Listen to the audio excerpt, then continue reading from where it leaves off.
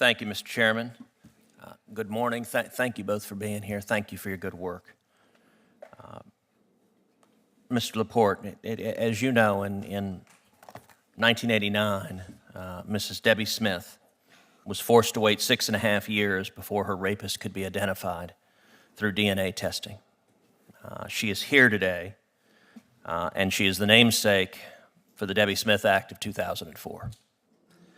Since that time, what are some of the current metrics and the wait times for rape kits to be tested in 2018, and how much room for improvement is there? So we can't compare necessarily wait times, but we're confident that these types of crimes are taking a precedent and the priority in the laboratory. So there's no doubt about that. There's also been we're making strides. But I think collectively, I said this earlier, collectively we can all do better. But we are definitely making strides, and laboratories are focused on this as well. Investigators, because of the training and what we've learned, investigators are much more aware of these types of crimes.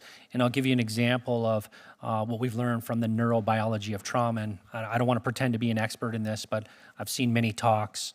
But one of the things is that all victims can react differently when there is a sexual assault. And they may not remember things, they may act like nothing happened. And I think in the past, law enforcement officers, the way they were trained was that if someone was coming in and providing an inconsistent story, then they were lying to them. So I think we've learned a lot more now. One of the things that we urge in our best practices for sexual assault kits is for law enforcement to receive more training in the neurobiology of trauma so that they can understand that an inconsistent story does not necessarily mean a lie. So help me understand what you said. You said that it's not possible to compare the periods. I guess, do we have any metrics at all? Are we measuring what is the average wait time for a kit to be tested? How many kits have not been tested? What progress are we making in testing the backlog? That which we measure, we can improve. If we're not measuring, we can be pretty certain we're not going to improve. Yeah, absolutely. So we do have metrics on when evidence is submitted to a laboratory, on how long, what we call the turnaround time. So that varies from jurisdiction to jurisdiction and from laboratory to laboratory. We do know, and I believe Dr. Goodwin can confirm this, is that that violent crimes are generally they're going to be prioritized over property crimes. So the turnaround time for violent crimes, testing for violent crimes is going to be significantly lower than what we see in property crimes. So do you have any specific number in terms of the average wait time to test a rape kit? I'm focusing in particular on the crime of rape, which is uniquely destructive and also particularly susceptible to DNA testing, that evidence can be particularly helpful in apprehending the perpetrator.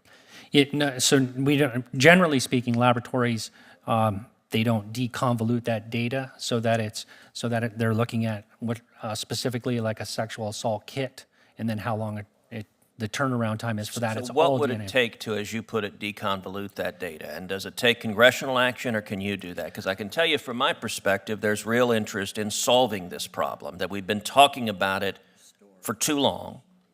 We need to solve it. So if we have a rape kit, it needs to be tested. And if there's a DNA match and we know who the perpetrator is, they need to be arrested and put behind bars. And I'll confess, this is the second hearing I've had in a couple of weeks on this topic, and the answer I keep getting is essentially we don't know, we don't measure it, we don't have the data.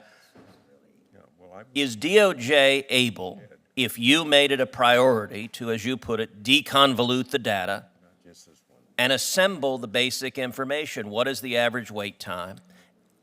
How many kits are not tested? What progress are we making in testing them? And what needs to be done to fix it? If those numbers are unacceptable, what solutions do you need from Congress? There is will, and it's bipartisan will to fix it.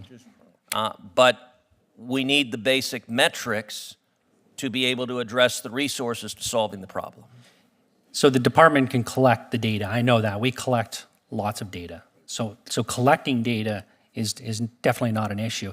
It's whether or not every laboratory in the country is able to report that data.